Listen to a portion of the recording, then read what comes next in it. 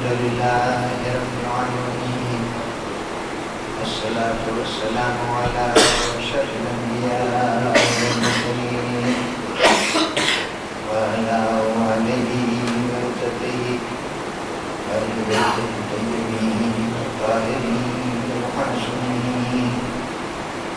أما بعد، فقد قال رسول الله صلى الله عليه وآله: اللهم إنا هؤلاء أهل بيتي صلوات اللهم صل على محمد وآل محمد. سامعین امین، حدیث رسالت میں تشریح کے مختلف مراحل سے گزر کر جس پوچھے ہیں وہ کم و بیش اس حدیث کا نصف حصہ ہے.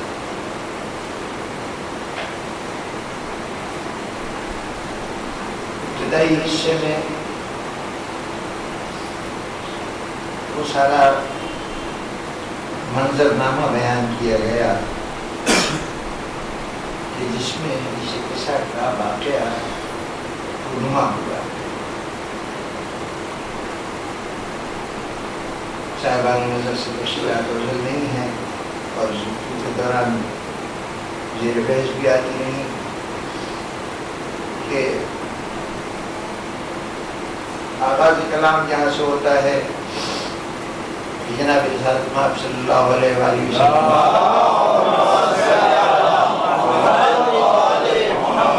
ایک دن خانہ زہرا میں تشریف لاتے ہیں.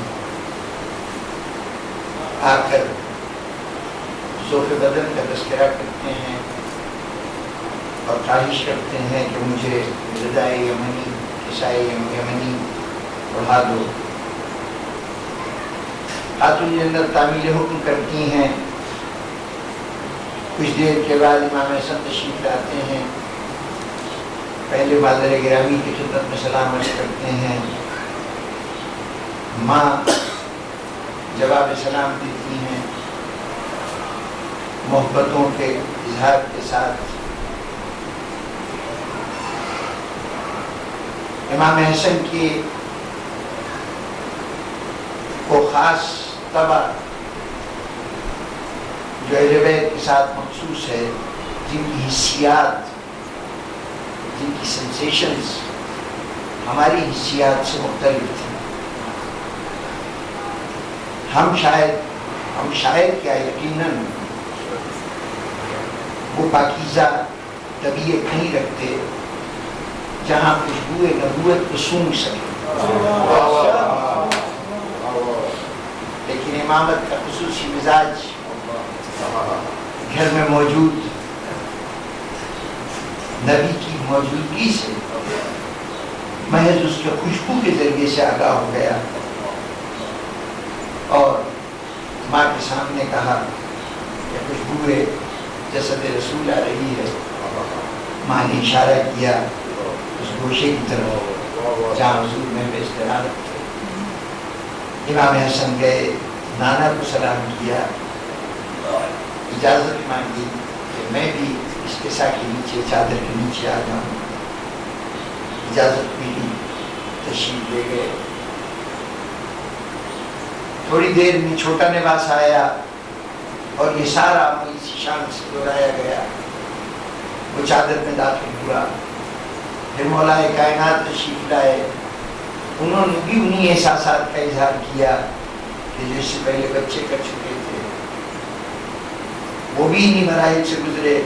ان کو بھی اجازت ملی، وہ بھی چادر میں داخل ہو گئے. اب اس کے بعد خاتون جنت نے بھی بارگاہ رسالت میں حاضر ہو کے سلام کیا، جواب ملا، اجازت حاصل کی. یہ بھی چادر میں داخل ہو گئی. یہاں ایک پہلو کی طرف خصوصی توجہ دلاؤں گا. جتنے حضرات گھر میں داخل ہوئے تو پہلا کام یہ کیا کہ خاتون جنت کو سلام کیا، اور ان سلام کرنے والوں میں خود حضور کی ذات گرامی شامل ہے۔ حدیث کے الفاظ ذہنوں میں رکھیے، جناب رسالت پاک صلی اللہ علیہ وسلم تشریف لائے اور آتے ہی بیٹی کو سلام کیا، بیٹی نے جواب دیا۔ پھر کچھ دیر کے بعد یہی منظر دہرایا جاتا ہے اور یہاں آنے والا اب بارگاہ رسالت میں سلام کرتا ہے اور پھر وہاں سے جواب ملتا ہے اور اس کے بعد وہ چادر میں داخل ہو جاتا ہے۔ جہاں تک ابتدائی 3 ہستیوں کے سلام کا معاملہ ہے بارگاہ رسالت میں، خاتون جنت کی خدمت میں سب کا سلام وہ تو شریعت کا ایک قانون بتاتا ہے کہ جب کوئی شخص باہر سے اندر گھر میں داخل ہو تو یہ اس کا کام ہے کہ وہ گھر والوں پر سلام پڑھے، سلام کہے۔ اس میں کوئی بزرگی خردی کا فرق نہیں ہے کہ آنے والا چھوٹا ہے یا بڑا، اور گھر میں جو موجود ہے وہ چھوٹا ہے یا بڑا۔ یہ شریعت اسلامیہ کا ایک مستحب ضابطہ ہے کہ جو باہر سے اندر داخل ہو، داخل ہونے والا، گھر میں آنے والا، گھر کے رہنے والے مکینوں کو سلام کرے گا۔ تو حضور تشریف لائے تھے، انہوں نے سلام کیا، سلام کا جواب خاتون جنت نے دیا۔ یہاں شریعت اسلامی کے مقررہ ضابطے پر عمل درآمد ہوا۔ جب یہ ہستیاں بارگاہ رسالت میں پہنچی تو امام حسن نے بھی سلام کیا، امام حسین نے بھی سلام کیا، جناب امیر نے بھی سلام کیا اور اس کا جواب ملا۔ یہاں تک بات سمجھ میں آتی ہے کہ جب داخل ہوئے اور ظاہرہ طور پر ان کو معلوم ہوا کہ حضور گھر میں تشریف فرما ہیں، تو اب حضور کی موجودگی میں ان کی خدمت میں سلام کرنا آنے والے کا فریضہ تھا، انہوں نے سلام کیا۔ لیکن خاتون جنت اور رسالت مآب کے درمیان ابتدائی مرحلے پر سلام ہو چکا ہے۔ جب گھر میں تشریف لائے ہیں، حضور نے سلام کیا، خاتون جنت نے جواب دیا۔ اب جب حضور کے چادر میں 3 افراد داخل ہو چکے ہیں، اس وقت خاتون جنت آتی ہیں اور پھر حدیث کے الفاظ ہیں کہ بابا کو سلام کرتی ہیں۔ اب بابا جواب دیتے ہیں، پہلے بابا آئے تھے، انہوں نے سلام کیا تھا، خاتون جنت نے سلام کا جواب دیا تھا۔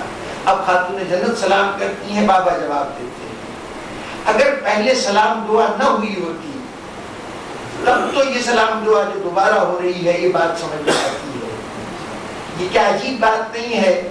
یہ شریعت کا کون سا قاعدہ ہے کہ جہاں ایک آدمی گھر میں داخل ہوا تھا، سلام ہو چکا تھا، جواب ہو چکا تھا، تو اب تھوڑی دیر کے بعد پھر اسی شخصیت کو سلام ہو رہا ہے اور جواب دیا جا رہا ہے؟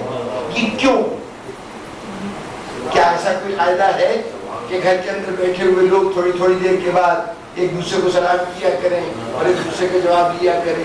جب ایسا قاعدہ نہیں ہے، خیال رہے کہ یہ جو کچھ کر رہے ہیں وہ کم سے کم مستحب ہوگا، اگر واجب نہیں ہوگا۔ فقہ میں ہر عمل کی تقلید کرنا جو انہوں نے یہاں پر کیا ہے وہ مستحب ہوگا کم سے کم، ورنہ بعض صورتوں میں ہو سکتا ہے کہ وہ کام کرنا واجب ہو۔ تو اب اگر یہ مستحب ہے تو پھر یہی ہونا چاہیے کہ گھر میں داخل ہوئے، ایک مرتبہ سلام کیا، 10 منٹ گزرے پھر ایک سلام کیا، پھر مزید 10 منٹ گزرے پھر سلام کیا۔ لیکن ایسے کوئی طریقہ کسی بھی مسلک میں، کسی بھی قاعدے میں رائج نہیں ہے۔ جن کے یہاں حدیث کیسا پڑھی جاتی ہے ان کے یہاں بھی یہ قاعدہ نہیں ہے۔ تو پھر آخر اس سلام کا کیا مقصد تھا جو جناب سیدہ نے کیا؟ دیکھیے اصول یہ تھا کہ گھر میں آنے والا گھر کے مکینوں کو سلام کرتا ہے، جو گھر میں مقیم ہے اس کو سلام کرتا ہے۔ جب رسول داخل ہوئے تھے تو انہوں نے سلام کیا تھا، سیدہ نے جواب دیا تھا۔ اب سیدہ رسول کو سلام کر رہی ہیں، اس کا مطلب یہ ہے کہ رسول جو چادر اوڑھے لیٹے ہوئے ہیں، ہم سمجھ رہے ہیں محض یہ گھر میں آئے ہوئے رسول نے ایک چادر اوڑھ رکھی ہے، یہ چادر نہیں اوڑھ رکھی، پہلے گھر اور تھا، اب یہ گھر دوسرا ہے جس میں سیدہ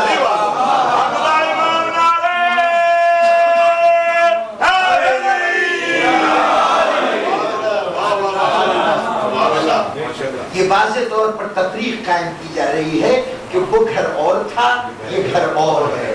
اور اب جب کبھی اہل بیت کا تذکرہ ہو تو اہل بیت کو اس مٹی گارے کے بنے ہوئے گھر میں نہ ڈھونڈنا، اس چادر والے گھر میں.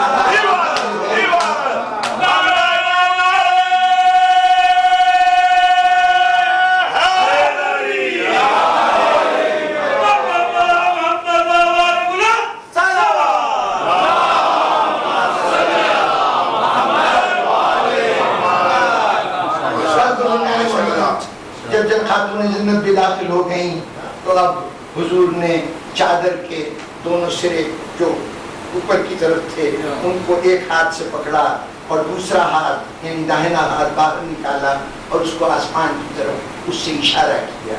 یہاں تک کی گفتگو کل تک پہنچی. یہ تقریباً آدھی حدیث ہے. اگر صفحات میں تقسیم کیجئے تو اگر 13-14 صفحے پر حدیث مشتمل ہے پوری، جن صفحات میں 14 صفحوں میں یہ حدیث آ جائے تو وہاں تقریباً 7ویں صفحے کے اختتام پر یہ جملہ آئے گا کہ ہاتھ کو بلند کیا، آسمان کی طرف اشارہ کیا. اس کا مطلب ہے نصف حدیث پس منظر بیان کر رہی ہے، وہ فضا وہ ماحول بیان کر رہی ہے جس میں اصل حدیث شروع ہوتی ہے. اصل حدیث اب شروع ہوگی. ابھی تک تو صرف وہ ماحول بیان کیا جا رہا ہے کہ کیسے کیسے واقعات ہوئے. بظاہر یہ ماحول غیر ضروری لگتا ہے، لیکن انشاءاللہ گفتگو جب آگے بڑھے گی تب آپ کو احساس ہوگا کہ یہ ماحول کتنی اہمیت کا حامل تھا. تبھی خاتون جنت نے اس کا تذکرہ اتنی تفصیل سے کیا ہے. بہرطور اب آغاز حدیث ہوتا ہے کہ حضور نے اپنا ہاتھ باہر نکالا، دائنا ہاتھ باہر نکالا، آسمان کی طرف اشارہ کیا اور اس کے بعد ارشاد فرمایا اللہم انا ہؤلاء اہل بیت. پروردگارا یہ لوگ، یہ جن کا جو چادر میں میرے در پاس ہیں، یہ میرے اہل بیت ہیں. بات آگے بڑھتی ہے لیکن ہم یہیں پہ اس وقت رکتے ہیں کہ ارشاد ہو رہا ہے اللہم ہؤلاء انا ہؤلاء اہل بیت. یہ تحقیق ہے، یہ بات مسلمہ ہے. انا کا لفظ آ جاتا ہے نا تو اس کا مطلب ہے کہ اس بات میں کوئی شک و شبہ کی گنجائش نہیں، حتمی بات ہے. انا اعطیناک الکوثر، اس میں کوئی شک نہیں ہے کہ ہم نے تمہیں کوثر عطا کیا. اسی طرح رسول کہہ رہے ہیں انا ہؤلاء اہل بیت، اس میں کوئی شک نہیں ہے کہ یہ میرے اہل بیت ہیں. یہ جو کہا اللہم، یہ ابتدا کا لفظ یہ ظاہر کر رہا ہے کہ حضور جو کچھ کہنے جا رہے ہیں یہ کسی دعا کا حصہ ہے. اللہم اس کے معنی ہے اے اللہ. یہ اللہ کے لیے خطاب کرنے کا ایک انداز ہے. عربی میں مخاطب کرنے کے لیے، ندا دینے کے لیے، آواز دینے کے لیے حرف ندا کے طور پر اے کا لفظ بھی استعمال ہوتا ہے. ایھا المسلمون، ایھا المؤمنون یا ایھا الذی، اے وہ لوگوں. تو جہاں اے کا لفظ استعمال ہوا وہاں پر خطاب کرنا مقصود ہے. یا کا لفظ بھی استعمال ہوتا ہے، یا ایھا النبی، اے نبی. وہاں پر یا کا لفظ خطاب کے لیے استعمال ہوا ہے. کبھی کبھی آخر میں الف آ جاتا ہے جو حرف ندا کا اظہار کرتا ہے. الہا، اے پروردگار. تو یہ جو الف لگا یہ اس کو آواز دینے کے لیے ہے. لیکن یہاں پر اللہم، یہ ہما میں جو آخر میں میم آیا ہے اور اس پہ زبر آیا ہے، میم کے اوپر تشدید ہے. اللہم، یہ تشدید اور اس میم کا آنا یہ بھی حرف ندا ہے لیکن یہ مخصوص ہے اللہ کے لیے. پورے عربی زبان میں، عربی ادب میں کہیں یہ طریقہ استعمال نہیں ہوتا پکارنے کا سوائے اللہ کے. یعنی ہم محمد اماں نہیں کہیں گے، علی اماں نہیں کہیں گے، یعنی یا علی کے معنوں میں یہ استعمال نہیں ہوگا. یہ صرف اللہ کے لیے مخصوص ہے. اللہم، اے اللہ. اور قرآن مجید میں ظاہر ہے کہ چونکہ یہ خطاب تھا اللہ کو مخاطب کر کے کیا جا رہا ہے نا، اے اللہ. تو قرآن مجید تو اللہ کا کلام ہے، بندوں سے خطاب ہے. اس لیے قرآن مجید میں یہ لفظ اللہ کا لفظ تو تقریباً 1000 مرتبہ آیا ہے، 900 کچھ مرتبہ یہ لفظ آیا ہے اللہ کا لفظ. لیکن اللہم کا لفظ صرف 5 مرتبہ آیا ہے پورے قرآن میں. اور یہ 5 مرتبہ بھی ان میں سے ایک مرتبہ ہے کہ جہاں سورہ آل عمران میں حمد کے طور پر اللہم کہہ کے کہا گیا کہ مالک الملک ہے اور یہ سارا ساری کائنات اس کے قبضے میں ہے، وہاں پر لفظ آیا ہے اللہم، اور وہ بھی ایک نبی کا خطاب ہے۔ اور اس کے بعد باقی 4 جگہوں پر بھی دعائیں ہیں انبیاء کی، جس کا ابتدائی لفظ ہے اللہم۔ تو اللہم دعا کے لیے استعمال ہوتا ہے، اے اللہ۔ اور چنانچہ آپ بھی کئی دعاؤں میں یہ لفظ اس طرح ادا کرتے ہیں، اللہم اغفر لنا ورحمنا واعفنا واعف عنا، اے پروردگار ہمیں ہماری مغفرت فرما، ہم پہ رحم فرما۔ تو یہ دعائیہ لفظ ہے، خود یہ لفظ اس بات کی علامت ہے کہ اس کے بعد حضور دعا مانگنے جا رہے ہیں۔ اور یہ امر واقعہ بھی ہے کہ جناب رسالت پاک صلی اللہ علیہ وسلم نے یہاں پر ایک دعا مانگی ہے۔ وہ سارے الفاظ دعا کے الفاظ ہیں، صرف یہ ہے کہ وہ دعا 3 اجزاء میں یعنی منتقل ہے، مشتمل ہے۔ پہلے تو اللہ سے خطاب ہے اللہم، اور اس کے بعد یہ تذکرہ کرنا شروع کیا کہ ہاؤلائی اہل بیتی، یہ میرے اہل بیت ہیں۔ پھر یہ اہل بیت کون ہیں، ان کی تمام نسبتیں جو حضور کی ذات کے ساتھ ہیں ان کا تذکرہ کیا گیا، اور اس کے بعد دعا کے وہ کلمات آئے کہ جو حضور مانگنا چاہتے ہیں اس کا ذکر آیا۔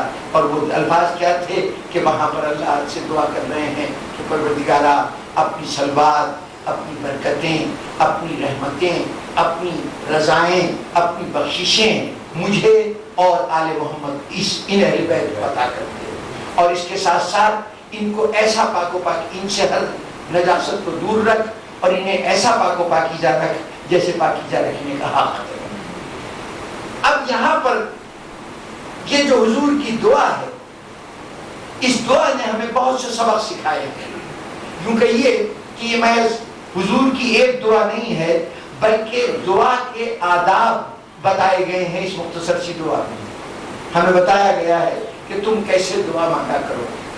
دعا کے آداب، ایک بات ضمن عرض کر دوں کہ حدیث کے ساتھ عام طور پر فضائل کی حدیث سمجھی جاتی ہے۔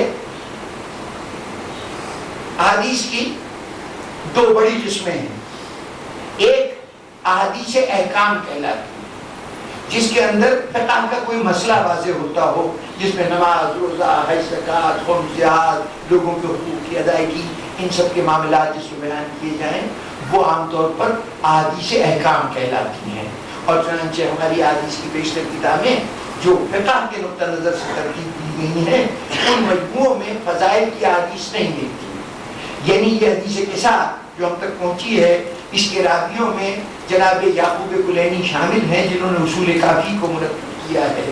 اصول کافی کی 17,000 حدیثوں میں یہ حدیث شامل نہیں ہے، حدیث کے ساتھ شامل نہیں ہے، اس لیے کہ ان کے نزدیک وہ جو کی مجموعہ تیار کر رہے تھے وہ احادیث احکام پر مشتمل تھا، احادیث فضائل پر نہیں۔ چنانچہ فضائل والی حدیثیں اس میں شامل نہیں ہیں۔ وہ ہماری مناقب کی کتابوں میں جو فضائل کی حدیثیں ہوتی ہیں، وہ مناقب کی کتابیں، وہ الگ مجموعے ترتیب دیے گئے جس میں فضائل جمع کیے گئے۔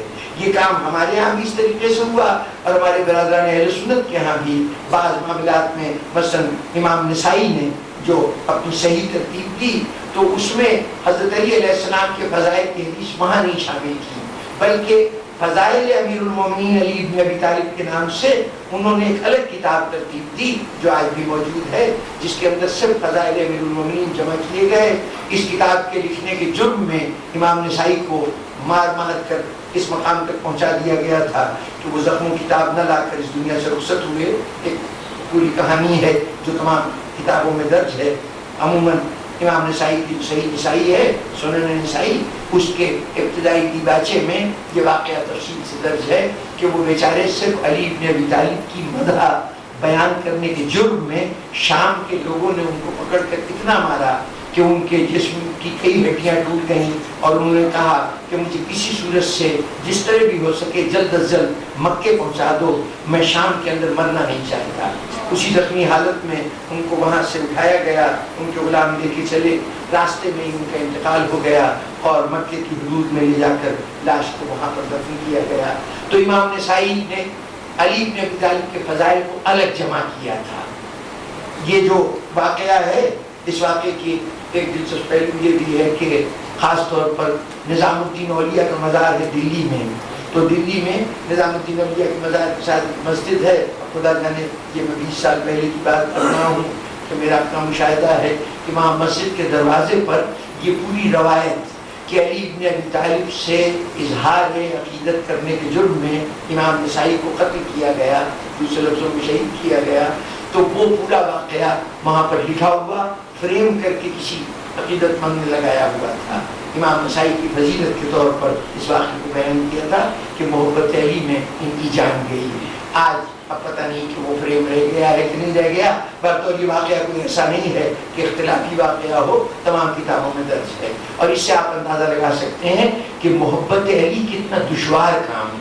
یوں ہی نہیں کہہ دیا گیا کہ محبت آل محمد میں جان دینے والا چاہے جہاں جان دے وہ شہید کے مرتبے کو پائے، اس لیے کہ شہادت تو ایک مرحلے کا نام ہے نا، جان ایک دفعے دینے کا نام ہے۔ علی کی محبت بار بار جان کا تقاضا ہے۔ یوں کہیے کہ دوسرے لفظوں میں شہادت ایک مرتبہ جان دینے کا نام ہے، اور محبت علی سر کو ہر وقت ہتھیلی میں لے کر پھرنے کا نام ہے۔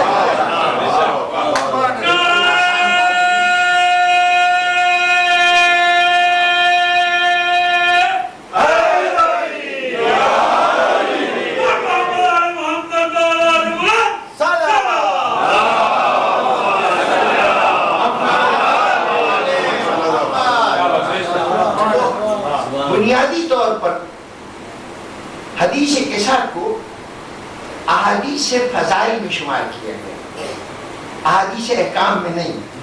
یعنی خیال یہ تھا کہ اس سے کوئی فقہی احکام اخذ نہیں ہوتے، لیکن فقہی احکام کی صورت یہ ہے کہ صرف واجب اور حرام کا تذکرہ ہی فقہ نہیں، بلکہ فقہ کے موضوعات میں مستحبات بھی شامل ہیں، مکروہات بھی شامل ہیں، اور مباح بھی شامل ہیں۔ تو ہر وہ ارشاد رسالت، ہر وہ ارشاد معصوم جس سے کسی چیز کے مستحب ہونے کا پتہ چلے، یا مکروہ ہونے کا پتہ چلے، یا مباح ہونے کا پتہ چلے، وہ بھی حدیث احکام میں شمار ہوتی ہے۔ اس اعتبار سے پہلے کسی کی نظر نہیں گئی اس آیت میں، جس دور میں ہم سانس لے رہے ہیں، ہمارے ایک عالم قوم میں جناب آقا محمد شیرازی آیت اللہ کی حیثیت رکھتے تھے، ابھی مشکل سے 2 سال پہلے ان کا انتقال ہوا ہے، اور ان کا عملیہ بہت سے لوگ ان کے مقلدین میں سے بھی ہیں، صاحب علم شخصیت تھے، مجتہدین عالم میں ان کا شمار ہوتا تھا، یعنی جو عالم ترین شخصیتیں ہیں ان میں شمار ہوتا تھا۔ انہوں نے کتاب لکھی من فقہ الزہرا، یہ من فقہ الزہرا 3 جلدوں میں کتاب ہے۔ ان 3 جلدوں میں سے دوسری اور تیسری جلد مشتمل ہے ان فقہی احکامات کی جو جناب خاتون جنت کے اس خطبے سے حاصل ہوئے ہیں کہ جو خطبہ آپ نے فدق کے سلسلے میں مسجد میں دیا تھا، صرف اس میں سے وہ نکالے ہیں انہوں نے احکامات۔ اور یہ بات دلچسپی سے خالی نہیں ہوگی کہ اس کی پہلی جلد پوری کی پوری صرف حدیث قصص سے عرض کیے جانے والے مسائل پر مشتمل ہے، اور انہوں نے 186 مسائل اس حدیث سے اخذ کیے ہیں۔ بتایا ہے کہ اس حدیث میں یہ مسئلہ بتایا گیا، یہ مستحبات گنائے ہیں، جس میں سلام سے بات شروع ہوتی ہے، گھر میں داخل ہو کے سلام کرنا اور پھر اس کا جواب دینا، اور یہاں سے تمام قواعد جو وہاں سے نکلتے ہیں وہ نکالے ہیں۔ 186 احکام شرعی اس میں سے اخذ کیے گئے ہیں۔ چنانچہ اب یہ حدیث کم از کم اس کتاب کی تعریف کے بعد یہ حدیث فضائل نہیں رہی بلکہ حدیث احکام بن گئی۔ تو بہرطور بزرگان گرامی، اس پہلے مرحلے کے تذکرے کے بعد جب یہ ذکر شروع ہوا کہ اب یہ کہا گیا کہ یہ لوگ میرے اہل بیت ہیں اور اللہ سے دعا کے لیے اللہ کے رسول نے ہاتھ اٹھایا، تو ہمیں معلوم ہونے لگا کہ آداب دعا کیا ہے۔ یہاں اس دعا سے ہمیں وہ تمام باتیں معلوم ہوئی کہ دعا کیسے ہونی چاہیے۔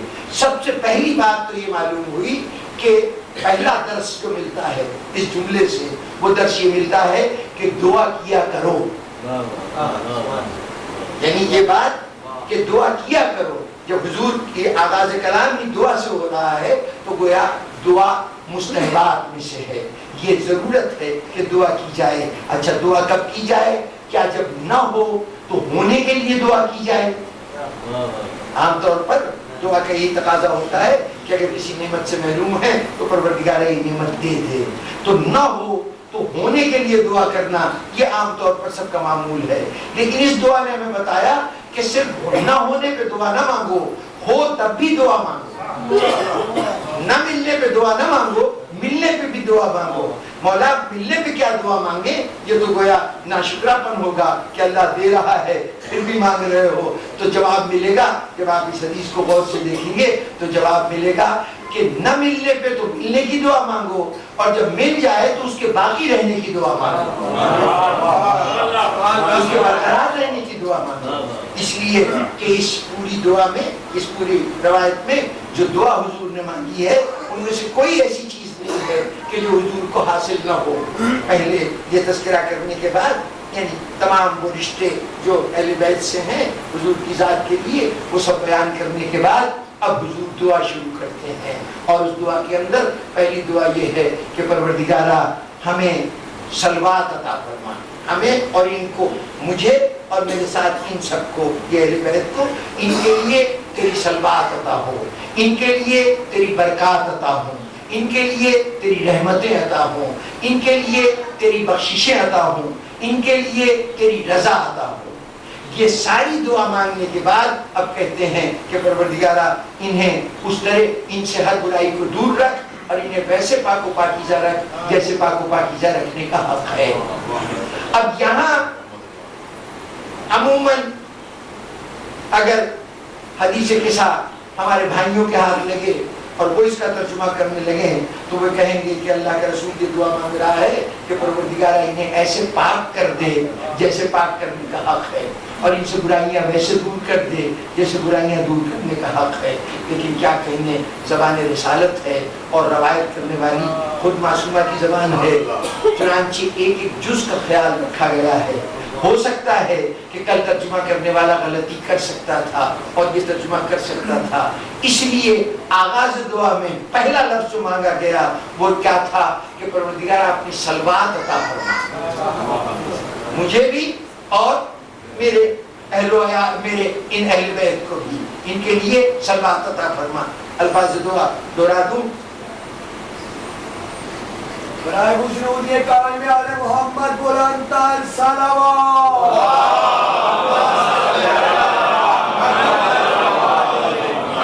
فجعل قائم کر، عطا کر، فجعل صلوات کا و برکات کا و رحمت کا و غفران کا و رضوان کا علیہ و علیہم، مجھے بھی عطا فرما یہ ساری چیزیں اور ان سب کو بھی عطا فرما. تو اگر عطا فرما کہہ رہے ہیں ترجمہ یہ کیا جائے تو سوچئے سب سے پہلے رسول کیا مانگ رہے ہیں؟ صلوات کا، مجھے صلوات عطا فرما. یہ وہ رسول ہے جس کے دنیا ظاہر میں، پردہ ظاہر میں ظہور سے پہلے اللہ یہ کہہ رہا ہے، کوئی مدت کا تعین نہیں، بغیر مدت کے تعین کی کہہ رہا ہے ان اللہ و ملائکتہ یصلون علی النبی، اللہ کی طرف سے اس کے نبی پر درود و صلوات ہوتے رہتے ہیں، یعنی ہمیشہ سے ہو رہے ہیں. جب پردہ ظہور پر رسول نہیں آیا تھا، ہماری نگاہوں کے سامنے نہیں آیا تھا، تب بھی اس پہ رحمتیں نازل ہو رہی تھی، صلوات ہو رہی تھی. اب اگر رسول دعا مانگ رہا ہے کہ ہم پہ صلوات فرما، تو وہ صلوات فرمانے کا مطلب یہ نہیں ہوگا کہ کل تک صلوات نہیں ہوتی تھی اب شروع کر دے، بلکہ اس کا مطلب ہوتا تھا کہ جو صلوات تو نے عطا فرمائی ہے اس کو جاری رکھ. بس اب یہ اصول، اور صرف صلوات کیا ہے؟ صلوات بنیادی طور پر رحمتوں کا نزول ہے، اور پھر صلوات ہی کے اجزاء ہیں جو صلوات حضور نے تعلیم فرمائی ہے. ہمارے بھائیوں کے ہاں تو بڑے شد و مت سے وہی صلوات پڑھی جاتی ہے، اس لیے اسے بخاری شریف جیسی مستند کتاب میں نقل کیا ہے کہ حضور نے یہ بتایا کہ مجھ پہ صلوات اس طرح سے بھیجو کہ اس کے اندر یہ کہو کہ ہم پر اسی طرح سے صلوات کر، اسی طرح رحمتیں نازل فرما، اسی طرح برکتیں نازل فرما، اسی طرح تو سلامتی نازل فرما جیسے تو نے ابراہیم پر اور ان کی آل پر سلامتی، رحمتیں، برکتیں نازل فرمائی تھیں. جن جن چیزوں کو جزو صلوات قرار دیا گیا، کیا کیا ہے؟ صلوات میں رحمتیں شامل ہیں، برکتیں شامل ہیں، سلامتی شامل ہے. رسول کی دعا کیا ہے؟ پروردگارا ہمیں صلوات عطا فرما، ہمیں رحمتیں عطا فرما، ہمیں برکتیں عطا فرما، اور اس کے بعد کہا ہمیں بخششیں بھی عطا فرما اور ہمیں اپنی رضا بھی عطا فرما۔ رضا کی کیفیت یہ ہے کہ اللہ پہلے قرآن میں اعلان کر چکا ہے کہ رسول ہم تمہیں اتنا عطا کریں گے کہ تم ہم سے راضی ہو جاؤ گے۔ جہاں نبی کو اللہ کی رضا تو ایک طرف، نہ اللہ خود نبی کی رضا کا متلاشی ہو، تو ایسی صورت میں آپ خود سوچ سکتے ہیں کہ اس کے پاس ان میں سے کوئی چیز ایسی نہیں ہے جو پہلے سے موجود نہ ہو۔ تو جب ان سب کو مانگ رہا ہے تو اس کا مطلب نہیں ہے کہ نہ ہونے پہ دعا کر رہا ہے، بلکہ ہونے پہ دعا کر رہا ہے کہ پروردگارہ ان ساری چیزوں کو جاری رکھ۔ اور جب یہ دعا کر رہا ہے کہ ان کو جاری رکھ تو اس کے ساتھ ہی یہ بھی دعا ہے کہ پروردگارہ ان کو پاک و پاکیزہ رکھ، ان سے ہر برائی کو دور رکھ۔ تو اب جو ترجمہ پہلے جملوں کا ہوا ہے دعا کے، وہی دوسرے جملے کا بھی ہوگا کہ اس میں بھی رسول شریک ہیں، طلب سلوات میں، طلب برکت میں، طلب رحمت میں رسول اپنوں کے ساتھ اہل بیت کو شامل کر رہے ہیں۔ تو جب اہل بیت کے لیے طہارت طلب کر رہے ہیں اور اہل بیت کے لیے رجس کو ان سے دوری طلب کر رہے ہیں تو اس میں بھی رسول شامل ہیں۔ تو اب پہلے یہ طے کر لو کہ کیا رسول پہلے نجس تھے جو پاک ہوں گے؟ نعوذ باللہ، رسول سے طہارت پہلے طہارت نہیں تھی، اب طاہر ہوں گے۔ پہلے رجس ان کے قریب تھا، اب دور ہوگا۔ اگر رسول کے لیے نہیں مانتے تو رسول جو دعا مانگ رہے ہیں اس میں خود کو اور اہل بیت کو شریک کر رہے ہیں۔ جو کیفیت اہل بیت کی ہے وہی رسول کی ہے، جو رسول کی ہے وہی اہل بیت کی ہے۔ اس لیے گویا نہیں یہاں ہی نہیں بلکہ آیت تطہیر میں بھی اب جہاں یہ لفظ پڑھے جائیں گے تو اس کا ترجمہ یہ نہیں ہوگا کہ پروردگارہ ہمیں یہ اللہ یہ کہہ رہا ہے کہ اہل بیت، اللہ یہ چاہتا ہے کہ تم ابھی تک تو نجاستیں تمہارے قریب ہیں لیکن تم ان سے تم سے دور ہو جائیں، یا اللہ یہ چاہتا ہے کہ تمہیں ایسے پاک و پاکیزہ کر دے جیسے پاک و پاکیزہ ہونے کا حق ہے۔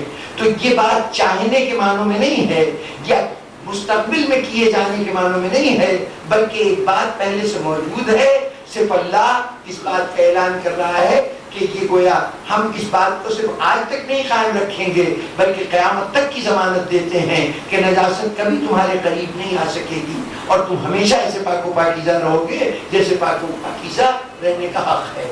اور بزرگان محترم، یہاں اس ترجمے کی اس وضاحت کے بعد ایک اور غلط فہمی کا ازالہ کر دوں۔ ایک شبہ آج کل غیروں کی طرف سے نہیں اپنوں کی طرف سے ہی بعض اوقات پیدا کیا جاتا ہے۔ ایک دعا ہے جو آپ لوگ عید کی عیدین میں سے کوئی بھی عید ہو تو اس میں جو دعائے قنوت پڑھتے ہیں اس میں ایک دعا ہے ان تدخلنی فی کل خیر ادخلت فیہ محمد و آل محمد وان تخرجنی من کل سوء اخرجت منہ محمد و آل محمد۔ پروردگارہ ہمیں ہر اس خیر میں داخل کر دے، ہر اس خیر میں شامل کر دے کہ جن میں محمد و آل محمد کو شامل رکھا ہے، یہ میں ترجمہ کر رہا ہوں، اور ہر اس برائی سے ہمیں دور رکھ جن برائیوں کو تم نے آل محمد سے دور رکھا ہے، آل محمد سے خارج رکھا ہے۔ آل محمد الگ ہے، وہ برائیاں دور ہیں، ہمیں بھی ان برائیوں سے دور کر دے۔ اب جب ہم ترجمہ یہ کرتے ہیں تو کوئی الجھن نہیں ہوتی، لیکن کہنے والوں نے کہا کہ یہ تو کوئی ایک طرح کی بے ادبی ہوئی کہ ہم آل محمد کے لیے کہیں کہ ان کو برائیوں سے اس خارج کر دے جیسے ہمیں خارج کیا ہے، یا ہمیں خارج کر دے جیسے آل محمد کو خارج کیا ہے، اور ہمیں خیر میں داخل کر دے جیسے آل محمد کو داخل کیا ہے۔ جناب والا، اگر یہ ترجمہ یہاں کریں گے تو پھر آیت تطہیر کا بھی مطلب یہ ہوگا کہ کل تک نجس تھے اب انہیں پاک کر دے، اور کل تک یہ برائیاں ان کے قریب تھیں اب برائیوں کو دور کر دے۔ اگر وہاں مطلب یہ لیا جا رہا ہے کہ ایک کیفیت جو پہلے تھی اس کو جاری رکھ، تو یہاں بھی یہی مطلب لیا جائے گا کہ ہمیں اس خیر میں داخل کر دے کہ جس میں محمد و آل محمد کو داخل رکھا ہے، کیا نہیں ہے، داخل رکھا ہے، اور ہمیں ہر اس برائی سے خارج کر دے جس سے آل محمد کو خارج رکھا ہے۔ اب یہاں ایک شبہ پیدا ہو سکتا ہے کہ بات ہے ایک عمل کی، داخل کرنا، خارج کرنا۔ جب ایک جگہ میں اپنے لیے مطلب یہ لے رہا ہوں کہ مجھے داخل کر دے تو آل محمد کے لیے یہ مطلب کیوں لے رہا ہوں کہ ان کو داخل رکھ؟ بات پوری طرح پہنچ رہی ہے نا؟ بسم اللہ۔ یعنی اگر میں یہ جملہ کہتا ہوں اور اس میں ایک ہی فعل ہے، وہ اپنے لیے استعمال کرتا ہوں تو اس کے معنی اور کہ ہمیں داخل کر دے ان خیر کی باتوں میں، ان اچھائیوں میں جن میں تو نے آل محمد کو رکھا ہے. تو وہاں داخلے کے معنی، داخلے کے ساتھ ہم داخل رکھا ہے معنی لے رہے ہیں، یہاں داخل کر دینا معنی لے رہے ہیں. اپنے لیے داخل کر دینا، آل محمد کے لیے داخل رکھنا. یہ جو دو مختلف اور اس طرح خارج کے معنوں میں خود تو ہم کہہ رہے ہیں کہ ہمیں برائیوں سے باہر نکال دے، ان برائیوں سے جن سے تو نے آل محمد کو باہر رکھا ہے، باہر نکال رکھا ہے. تو وہاں رکھا ہے، یہاں کر دے. یہ دو بظاہر دو مختلف معنی ہیں جو ایک ہی فعل، ایک ہی ورب ہے، اس کے دو مختلف معنی لے رہے ہیں، اپنے ساتھ اور ان کے ساتھ اور. تو یہ اگر شبہ پیدا ہو تو اس کا جواب تو اپنی زبان کی بہت سی مثالوں سے دیا جا سکتا ہے کہ جب کبھی ایک فاعل کے ساتھ، ایک فعل کے ساتھ کئی فاعل آئیں، ایک کام ہو، کرنے والے زیادہ ہوں، تو کرنے والوں کی حیثیت سے کام کے معنی میں تبدیلی آ جاتی ہے. جیسے جیسے فرد کی حیثیت بدلتی ہے ویسے ویسے معنی بھی بدلتے جاتے ہیں.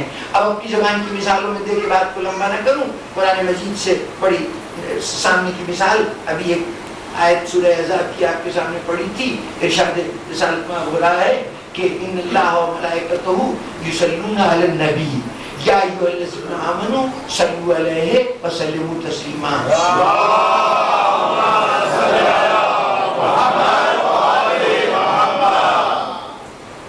بتحقیق اللہ اور اس کے ملائکہ اپنے نبی پر صلوات بھیجتے ہیں. اے ایمان والو، تم بھی رسول پر صلوات بھیجو اور تسلیم کرو جیسے تسلیم کرنے کا حق ہے، مانو جیسے ماننے کا حق ہے. اب یہ جو صلوات بھیجنے کا عمل ہے، تسلیم کا عمل تو صرف آپ کے سپرد کیا گیا ہے.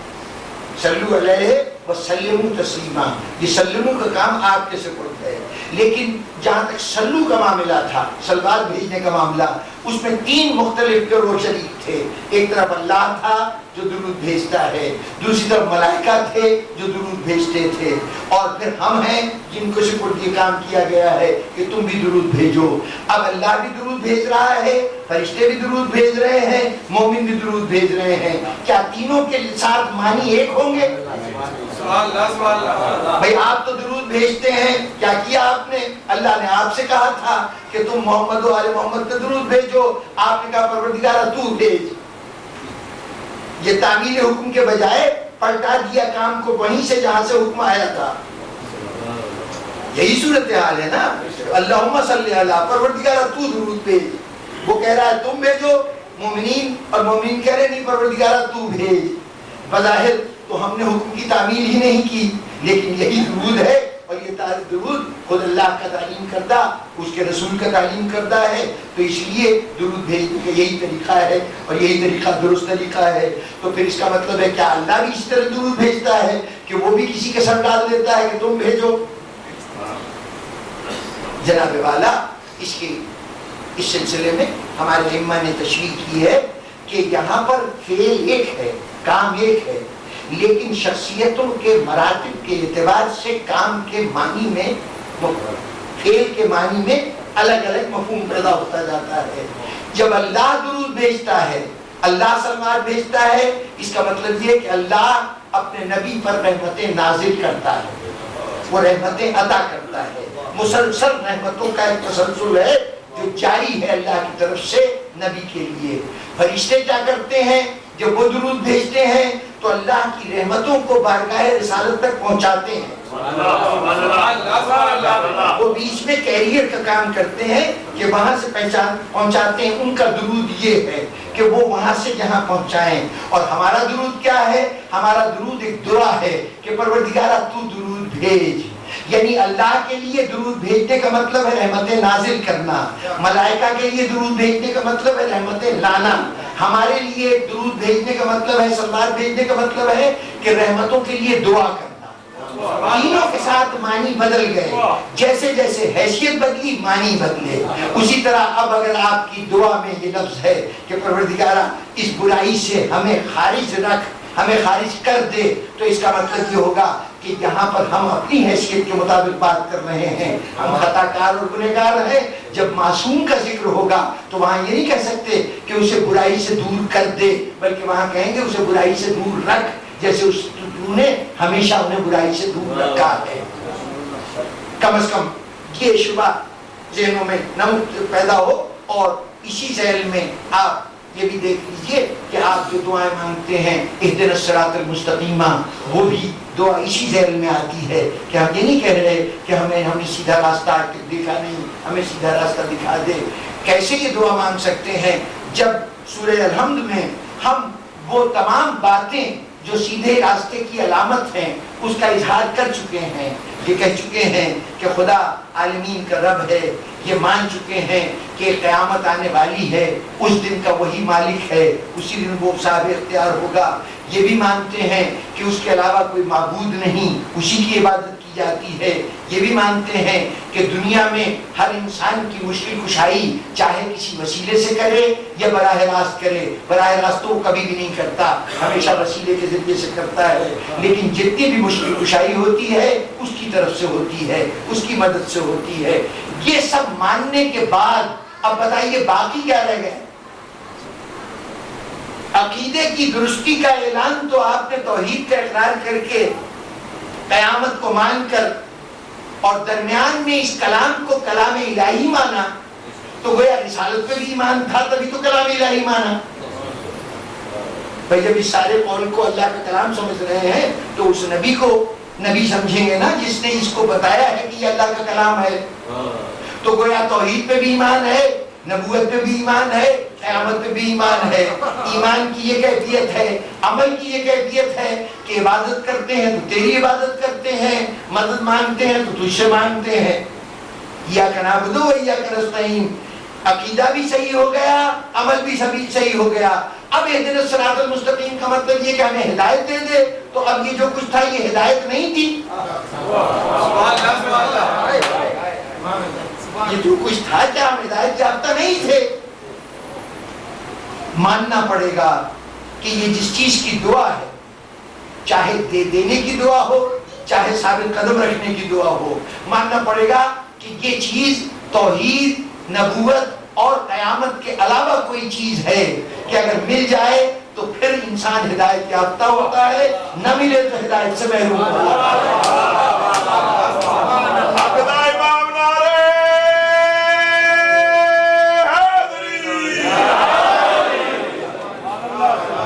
اب ذرا غور فرمائیے، اب ایک جملہ اور کہتا چلوں کہ توحید، نبوت، قیامت، عقیدے کے یہ تین بنیادی ستون اپنی جگہ پہ قائم، اس کے بعد عمل کا یہ عالم، خلوص عمل کی یہ انتہا کہ اگر عبادت ہے تو صرف اللہ کی، عبادت کے بعد اگر دنیا میں کوئی عمل انسانی اغراض کے لیے کیا گیا تو وہ بھی اللہ کی مدد سے کیا گیا، کسی اور کی مدد کو شامل نہیں کیا گیا۔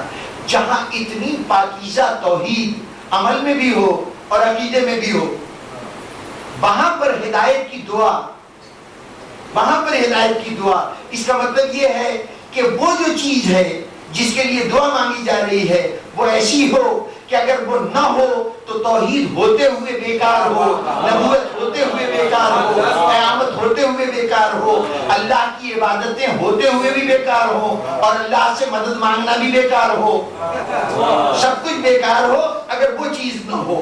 تو اس چیز کا پتہ ڈھونڈنا ہے تو قرآن سے پوچھئے، قرآن کہے گا کہ ہاں ایک چیز ایسی ہے کہ نہ ہو، ارے یہ جو کچھ بھی ہے نا، یہ توحید، یہ رسالت، یہ قیامت، یہ عبادتیں، یہ اللہ سے مدد مانگنا، یہ سب کیا ہے؟ یہ رسول کی تعلیمات کا خلاصہ ہے نا، یہی وہ پیغام تھا جو رسول دنیا میں لے کے آئے تھے۔ تو اب کوئی چیز ایسی ہے کہ جس کو نہ مانے تو جس کا نہ ماننے کا نتیجہ یہ ہوگا کہ ہم نے رسول کی رسالت کی کسی بات کو نہیں مانا، سب رد ہو جائیں گی۔ تو اب قرآن اس بات کا پتہ دیتا ہے کہ ہاں ایک بات ایسی ہے کہ اے رسول اگر اس بات کو نہ پہنچایا تو سمجھ لو کہ تم نے رسالت کا کوئی کام نہیں کیا۔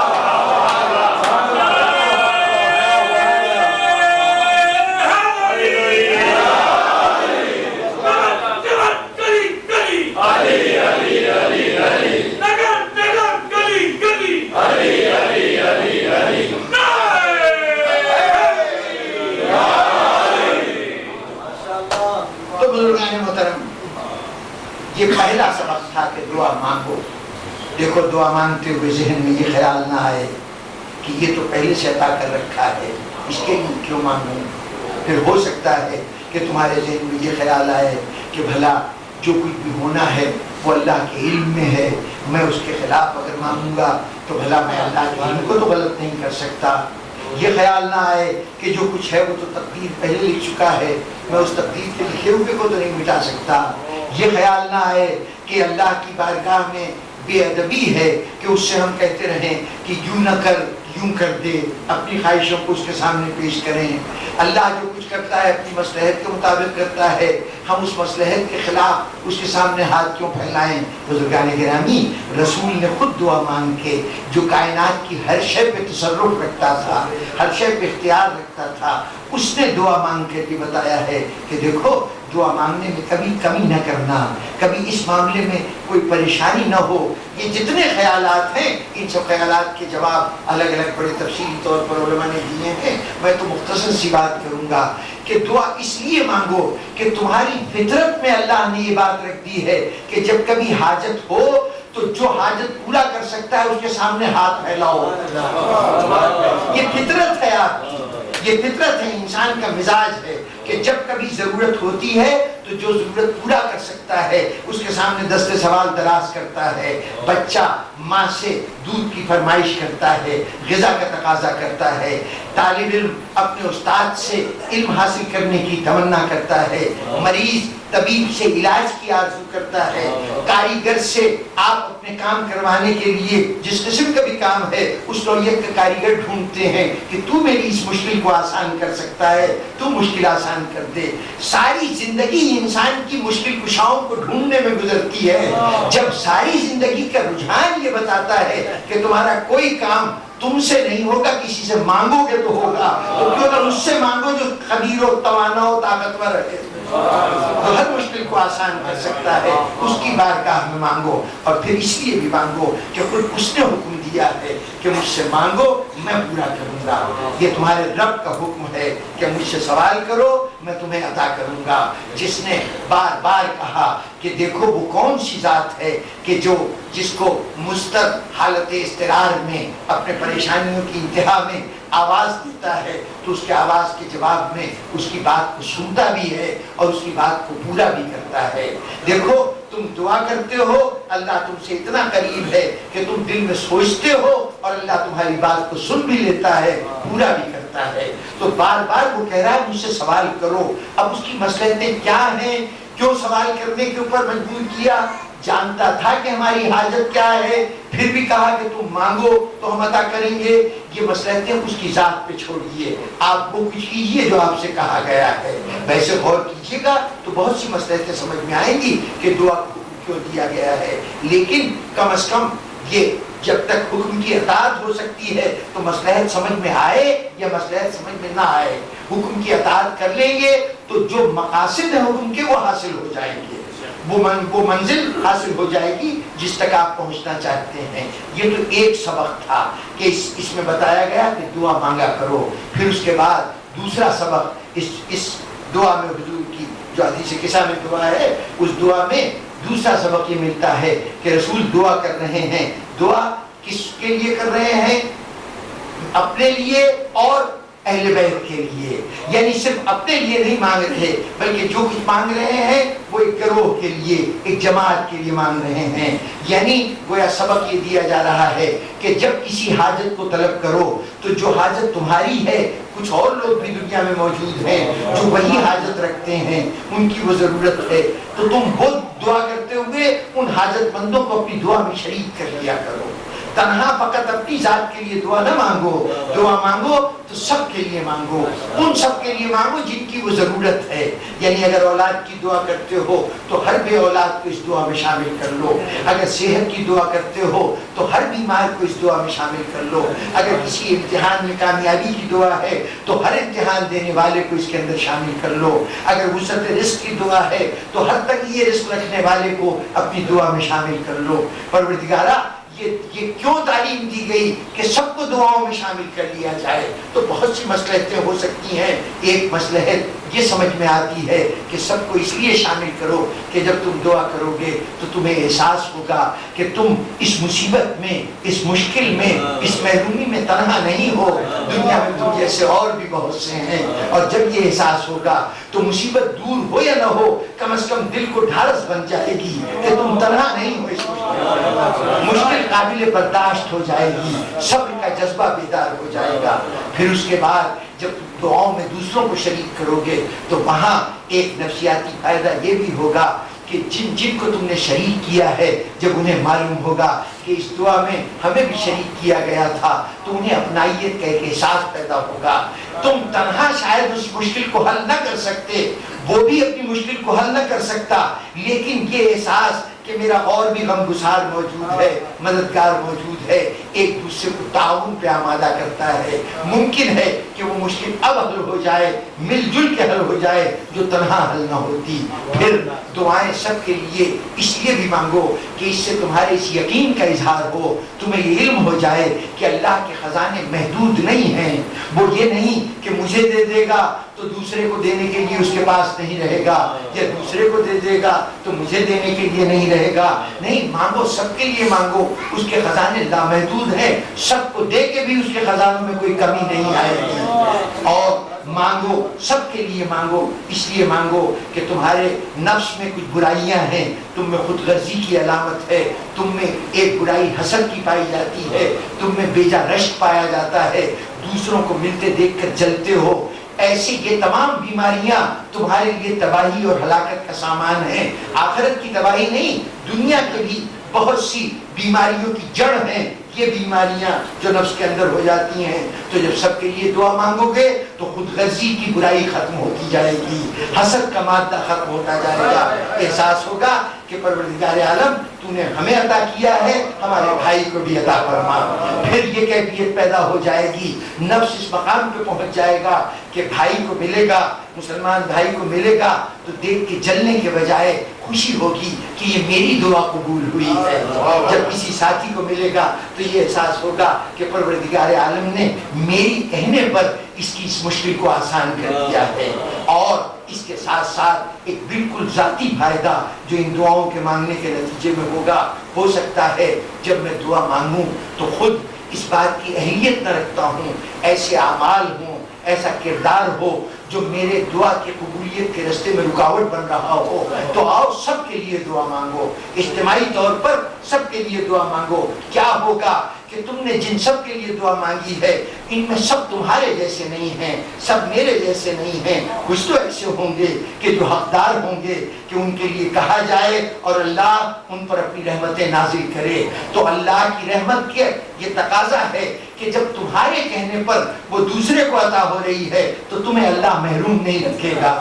پہلے دعا قبول نہ ہوتی لیکن سب کے لیے مانگا تو کسی ایک مستحق کے طفیل میں تمہاری دعا بھی قبول اور کچھ نہیں. تو اتنا تو ہوگا نا کہ اگر کہیں نزدیک کی بستی میں بارش ہو جائے تو یہاں پر چاہے بارش کا کوئی چھینٹا نہ پڑے لیکن ہوا میں نمی پیدا ہو جاتی ہے، ٹھنڈک پیدا ہو جاتی ہے، موسم خوشگوار ہو جاتا ہے.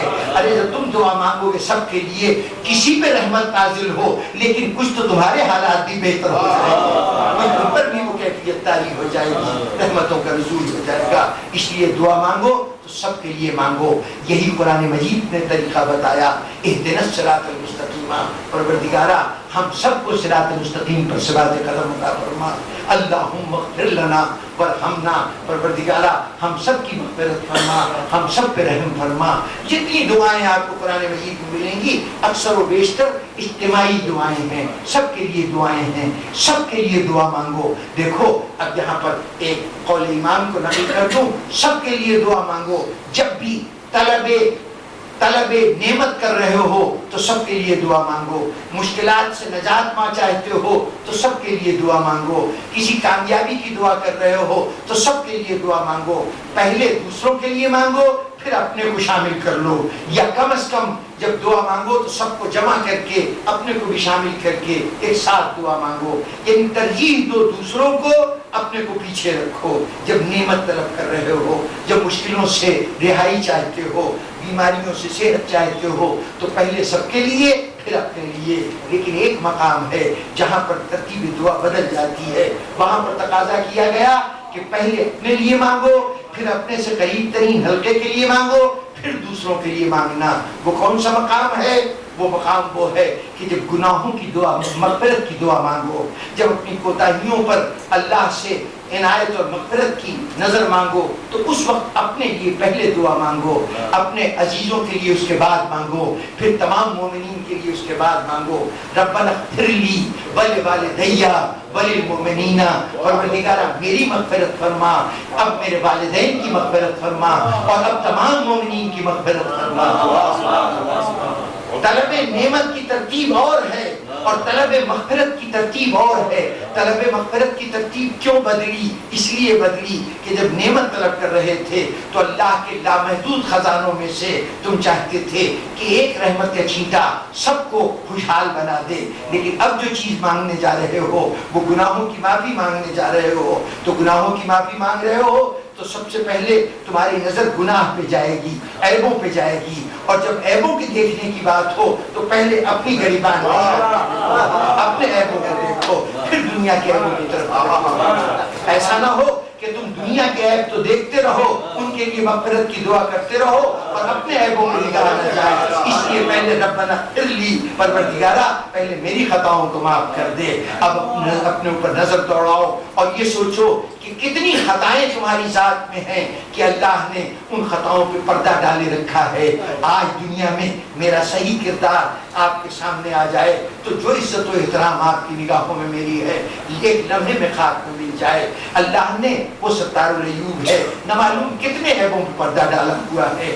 جب یہ احساس ہو کہ میرے اتنے عیب پردے میں ہیں تو فوراً خیال آئے گا کہ دوسروں میں عیب ہوں گے، لیکن جس خدا نے میرے عیب کو چھپایا ہے کیا مجھ پر یہ واجب نہیں ہے کہ میں دوسروں کے عیب فاش نہ کروں، دوسروں کی برائیوں کا تذکرہ نہ کروں، دوسروں کی عیب جوئی نہ کروں. ذرا سوچئے کہ دعا کی اس ترتیب سے شخصیت پر کتنا اثر پڑتا ہے، بشرطے کہ دعا سمجھ کر مانگی جائے، پڑھی نہ جائے، مانگی جائے، اللہ سے سوچ سمجھ کے مانگا جائے. تو انسان جب گناہوں کی مغفرت کی دعا اپنی ذات کے لیے مانگے گا تو وہاں اپنی کوتاہیوں پہ بھی نظر ہوگی اور اللہ کی اس رحمت پہ بھی نظر ہوگی کہ اس نے کتنے عیبوں پہ پردہ ڈالا ہے. پھر وہ یہی چاہے گا کہ اے ہمارا پردہ رکھنے والے ان سب کا بھی پردہ رکھ، ان سب کی عزتوں کو بھی محفوظ رکھ. اگر کوتاہیاں ہو گئی ہیں تو ان کوتاہیوں کے پردے کو چاک نہ فرما.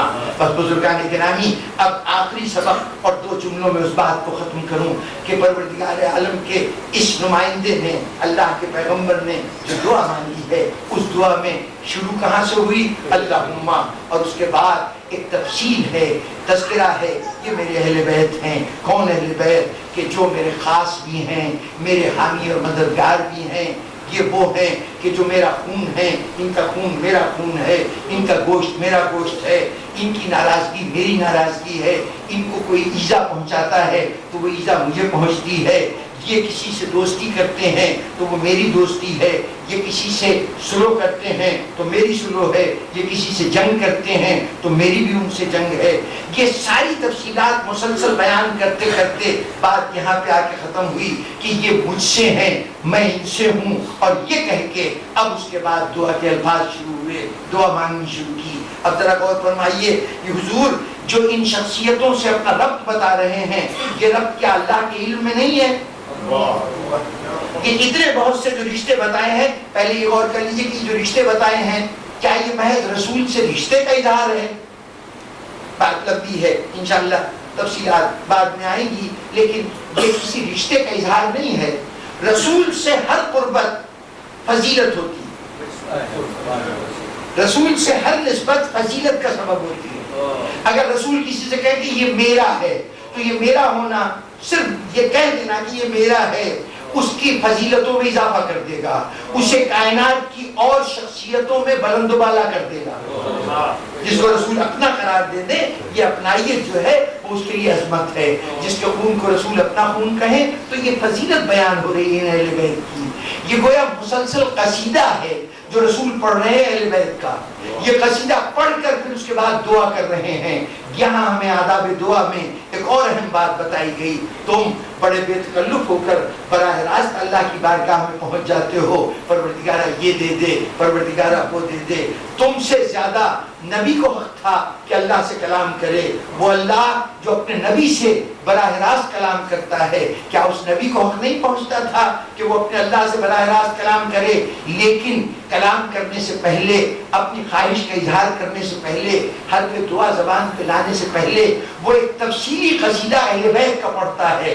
گویا ہمیں دعا کا طریقہ بتا رہا ہے کہ جب دعا مانگنے لگنا، پہلے اہل بیت کا وسیلہ درمیان میں قرار دے لینا، پھر دعا مانگنا۔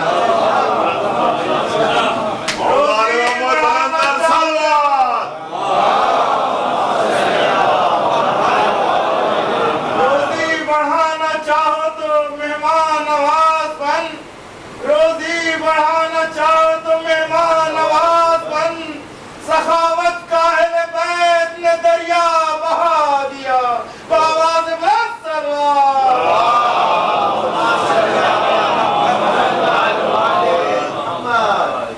اور بزرگان گرامی، جب دعاؤں کا تذکرہ ہو تو ایک دعا اس معظمہ کی دعا جو آپ کے لیے مانگی گئی،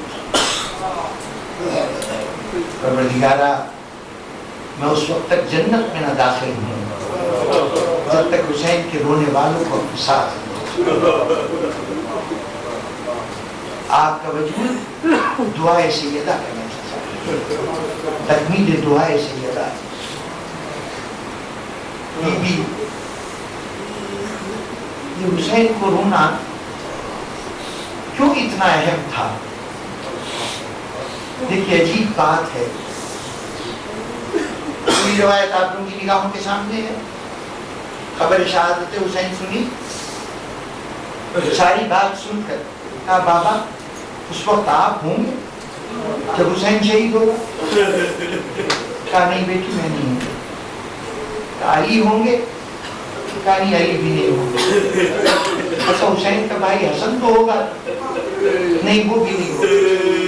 بابا میں بھی نہیں ہوں گی؟ نہیں بیٹی تو بھی نہیں ہوگی۔ تو پھر میرے بیٹے کو روئے گا کون؟ کبھی غور کیا کیجیے اپنے مقام، کیا مرتبہ ہے آپ کا؟ سوال کیا ہے؟ حضور ہوں گے، علی ہوں گے، حسن ہوں گے، میں ہوں گی۔ کس لیے یہ پوچھا جا رہا ہے؟ اس لیے کہ اگر ہم ہوں گے تو ہم روتے، حسین کا ہم ماتم کرتے، ہم نہیں ہوں گے تو حسین کا ماتم کون کرے گا؟ معلوم ہوا کہ حسین کی عزا ہمارا کام نہیں ہے، حسین کی عزا، حسین کا ماتم اصل میں رسول کی ذمہ داری تھی، اصل میں علی کی ذمہ داری تھی، سیدہ کی ذمہ داری تھی۔ انہوں نے اپنا کام آپ کے سپرد کیا۔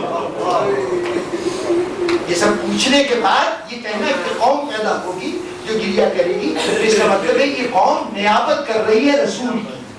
اس معاملے میں عزائے حسین میں نائب ہے یہ سیدہ کی، تو فرش سیدہ پر، فرش عزا پہ بیٹھ کر آپ نیابت کر رہے ہیں اس خاتون جنت کی۔ لیکن اللہ نے حسین پہ رونے کی اہمیت کہ جب آپ فرش عزا پہ بیٹھ کے روتے ہیں تو باوجود اس کے کہ نائب موجود ہو تو اب جس کا نائب ہے اس کی تو اب ضرورت نہیں ہے نا، لیکن یہ سیدہ نائبوں کو تنہا نہیں چھوڑتی، جب آپ روتے ہیں وہ بھی محفل میں آ جاتے ہیں۔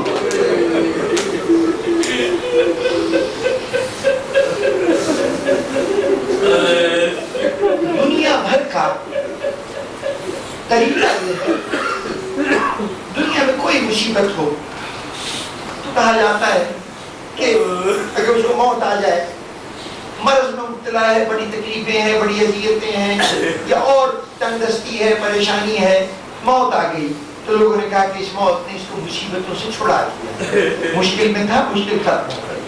سارے دکھوں کا، سارے درد کا، سارے پریشانیوں کا علاج موت سمجھی جاتی ہے۔ کم از کم دنیا میں ایک ہستی ہے سیدہ کہ جو زندہ تھی تب بھی مسائل اس کے گرد تھے، دنیا سے چلی گئی تو آج تک اس کا رونا ختم نہیں ہوا۔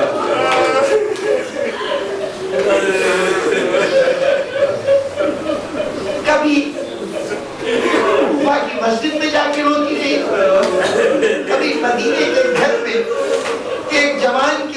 لہو کے گوشت کے ٹکڑے نکل رہے ہیں، اس پہ رو رہی ہے، کبھی کربلا کے میدان میں رو رہی ہے، کبھی بغداد کے پل پہ بیٹھی رو رہی ہے، اور آج اس محفل میں بیٹھی رو رہی ہے۔ پوری زندگی گریہ کرتے گزری۔ اوروں کے مسائل مرنے کے بعد ختم ہو جاتے، سیدہ کے مسائل مرنے کے بعد ختم نہیں ہوتے۔ ایک نہیں کئی مواقع کہ جہاں ہمیں سیدہ جنت سے واپس آ کر انسانوں کی محفل میں گریہ کرتی نظر آئی۔ ایک منظر 9 محرم کا کربلا میں جو زینب پہنچی ہے تو پہلی رات جو آئی ہے، تو آپ سوچ سکتے ہیں کہ جب کوئی پردیسی، جب کوئی آدمی سفر پہ نکلتا ہے اور پہلی مرتبہ پردیس میں آ کے رات آتی ہے، اس وقت وطن بہت یاد آتا ہے۔ سفر میں تو جیسے تیسے گزر جاتا ہے، لیکن جب پہلا قیام ہوتا ہے نا تو گھر بہت یاد آتا ہے، گھر کی راتیں، گھر کے لوگ، سب چیزیں یاد آتی ہیں۔ زینب کے لیے وہ رات بڑی مشکل رات تھی، لیکن اس مشکل رات میں بھی ایک مرتبہ فضا سے کہا ذرا بھائی حسین کو تو بلانا۔ رات کافی پہلے گزر چکا تھا، کافی وقت ہو چکا تھا، حسین بعض انتظامات مشغول تھے۔ اب فضا نے جا کے پیغام دیا، بہن یاد کر رہی ہے۔ حسین آئے، بہن کیا بات ہے؟ کیا بھیا تم بڑی زحمتیں اٹھا رہے ہو، اپنے سارے قافلے کو ٹھہرا رہے ہو، یقیناً تم پریشان ہو گے، یعنی تم پہ بہت زیادہ ذمہ داریوں کا بوجھ ہے، لیکن بھیا ایک بات کی طرف توجہ دلانا چاہتی ہوں، تم مشکل کشا کے فرزند ہو نا، یہاں اس صحرا میں کوئی مصیبت زدہ عورت ہے جو ایسا لگتا ہے کہ اس کا بچہ اس سے بچھڑ گیا، اور بھیا عجیب بات ہے کہ ایسا لگتا ہے کہ اس کے بچے کا نام حسین ہے۔ اس لیے کہ میں بار بار اس کے رونے کی آواز سنتی ہے، وہ ماں حسینہ کہہ کے گریہ کر رہی ہے، تو بھیا ہو سکے تو اس کی مدد کر دو۔ کہا بہن کہاں ہے وہ آواز دینے والی، کہاں ہے؟ کہا بھئی یہ نہیں تو نہیں پتہ چلتا، کبھی دریا کے کنارے سے آواز آتی ہے، کبھی اس نشیب سے آواز آتی ہے، کبھی ایسا لگتا ہے خیمے کے پیچھے بیٹھ کر کوئی ہو رہا۔ حسین نے کہا بہن تم بہت چھوٹی تھی، بہت چھوٹی تھی جب اماں دنیا سے رخصت ہوئی تھی، شاید تمہیں یاد نہیں رہا کہ آواز کسی اور کی نہیں ہے، صرف فاضل گرامی کی آواز۔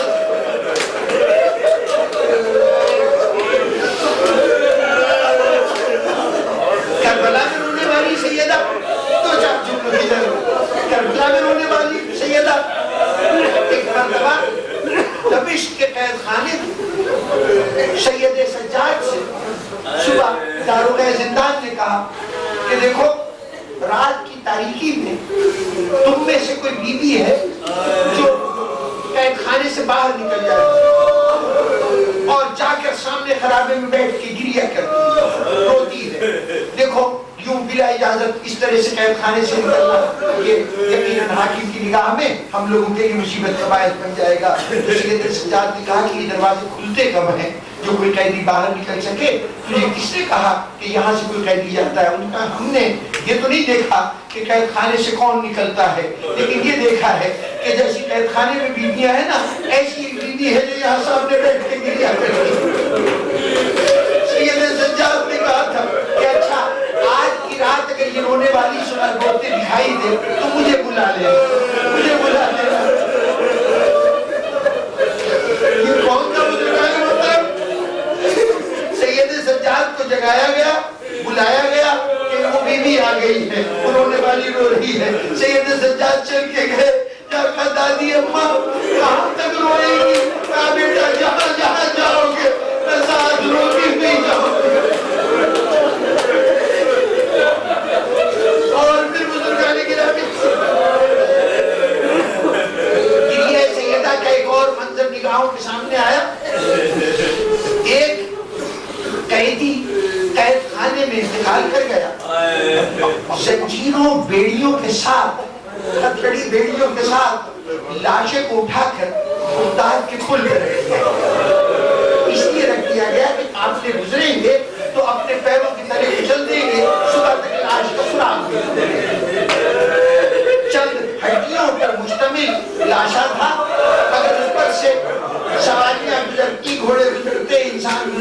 تو صبح اس کا پتہ بھی نہ چلتا، اس کو وہاں چھوڑ دیا گیا۔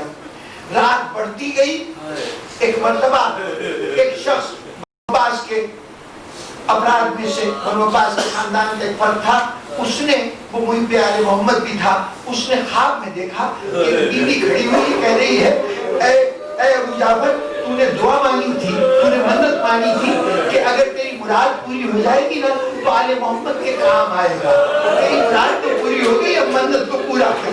اس نے کہا کہ بیوی میں پہلے یہ بتائیے کہ آپ ہیں کون؟ ہیں کون؟ کہا یہ بات چھوڑ، بس تو یہاں سے اٹھ اور پل تک پہنچ اور جل کے مراد پوری کر۔ اس نے پوچھا کہ بیوی مجھے کیا کرنا ہے؟ کہا یوں کر کہ وہاں ایک جنازہ پڑا ہے نا، اس کو جا کے اس کی تجہیز و تکفین کر دے، لیکن اتنا کرنا اپنے ساتھ کسی گھر کو لے جانا، لے جا کے ہتھیلیاں بیڑیاں کاٹ۔ سیدہ تم مرشی کاظم کے مزار پہ روئی، علاج پہ روئی، تو ایک امام کی لاش پہ روئی، ان کی غربت کا ماتم کیا، تو حسین کو روتی ہے، آج بھی ہم تجھے روتے ہیں کہ تیرے نشان قبر کا بھی پتہ نہیں چلتا۔ بیوی تیری اولاد کی قبروں پہ جا کے ہم آنسو بہا لیتے ہیں، لیکن تیری قبر کا سراغ نہیں ملتا۔ بیوی ہم اب تیری مصیبتوں کا نظرانہ تیری بارگاہ میں اس کی تعظیم کہاں پیش کریں؟